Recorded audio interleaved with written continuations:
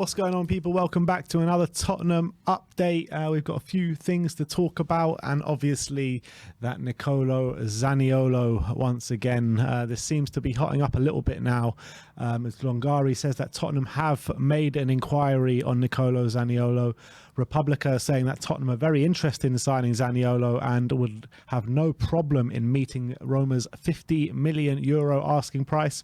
Tutto Juve, a Juventus publication, saying that Antonio Conte is intent on convincing Zaniolo. The coach attempted to sign the player during his Inter Milan tenure as well. David Ornstein does say in terms of Tottenham's future signings that a creative midfielder is where we might just see someone come in just before the window shuts. Do you think this is gathering some pace, gathering some legs? Seems to be, especially in Italy. They seem to be talking it up a bit more as if it's becoming more and more of a possibility when it comes to Zaniolo. And the ITKs as well starting to say as well that there's something to it.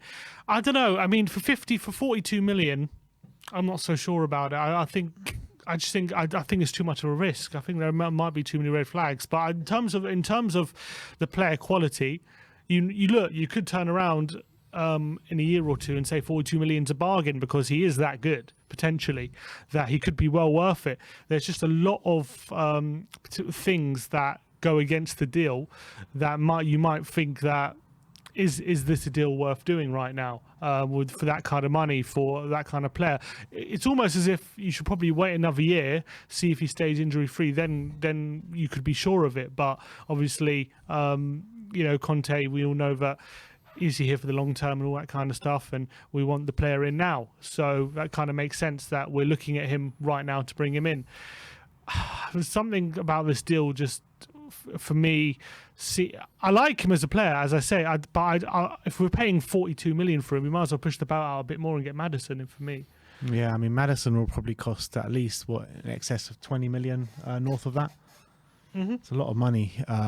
Yeah, but I think you're getting 20 million's better quality, in my opinion. You think in terms of all the injuries and stuff like that aside, you think Maddison is 20 million? Yeah, but that comes into it. That has to come into it.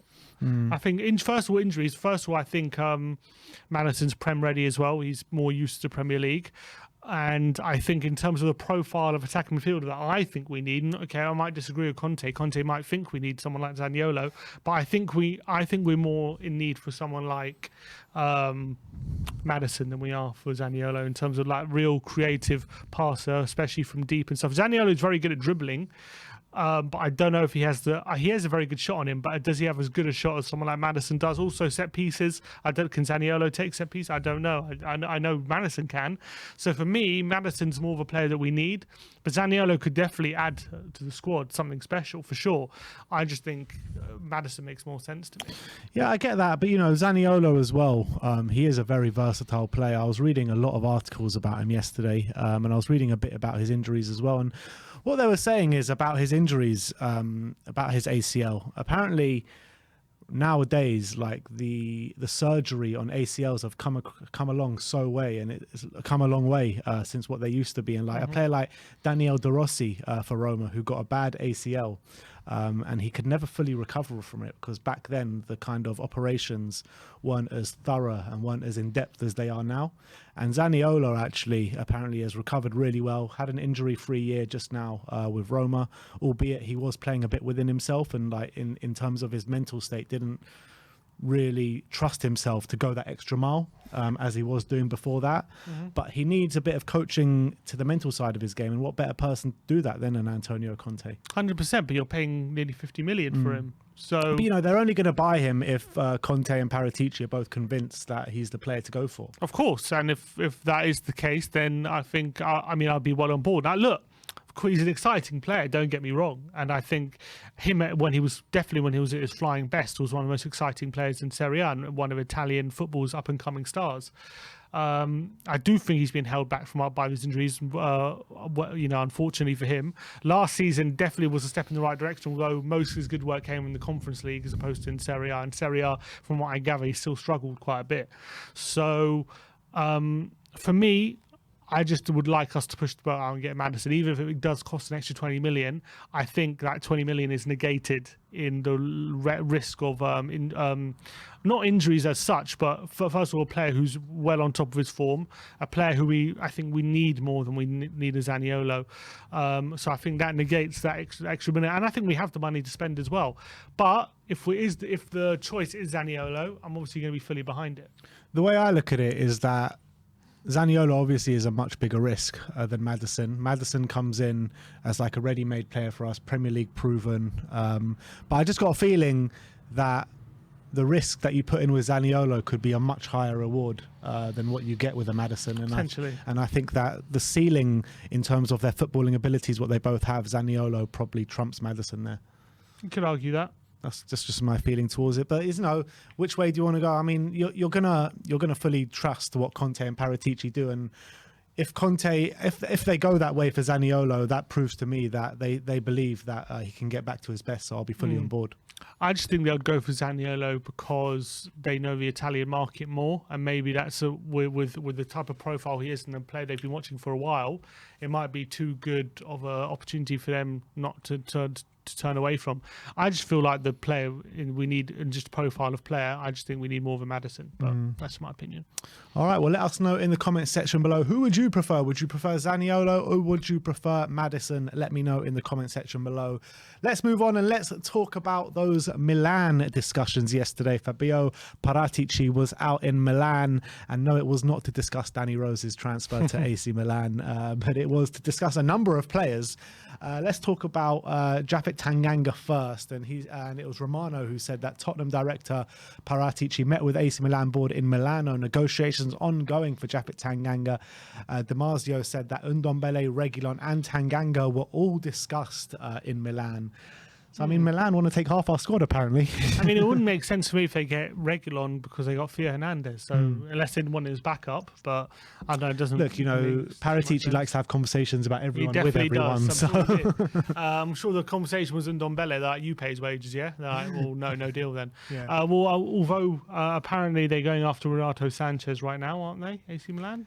I think a couple of clubs are in for him, and but PSG. Yeah.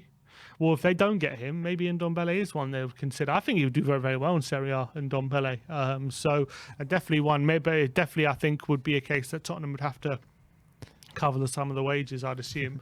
The funniest thing with Ndombele, Iggy, obviously a massive Milan fan as well, massive Tottenham fan, and when he saw those rumours about Ndombele going to AC Milan, he was like, why is this guy following me around everywhere? Get out of my life.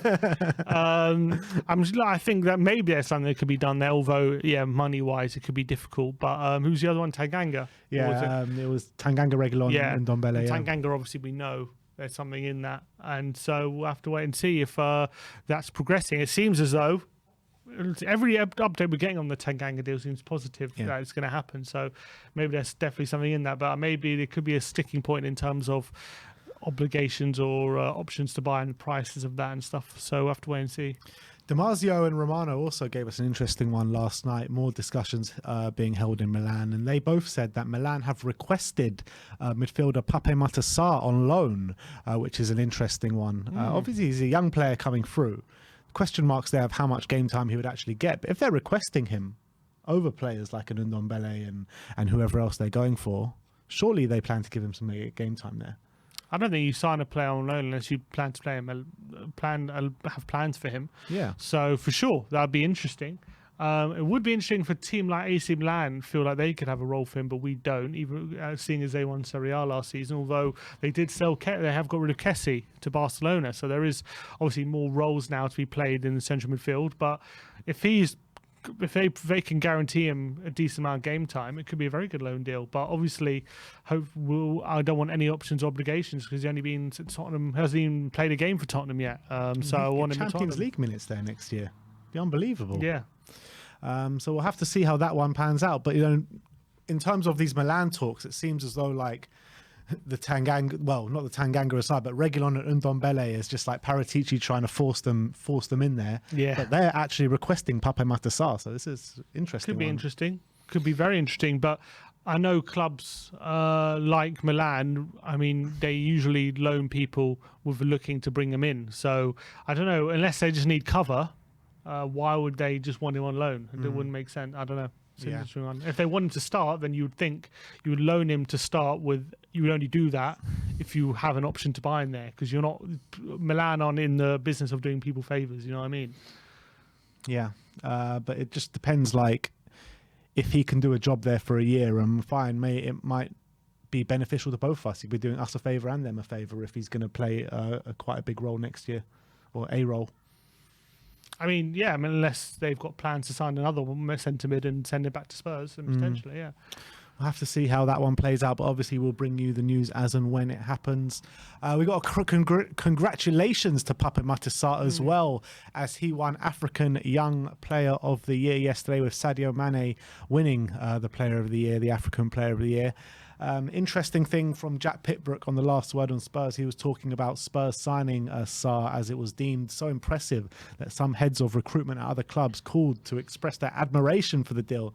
And Jack Pitbrook said on the podcast, Sarr, I think it was another year on loan. I think it will be another year on loan. He's still very young. I don't think his last season at Metz was as good as his first season. He's a big talent. He's one of the best young players in the world in his position. I know for a fact when Tottenham signed him, they had other heads of recruitment of other clubs ringing them up and saying, wow, you did so well to get Sarr. He's someone we've wanted for a while. So the club clearly think highly of Sarr.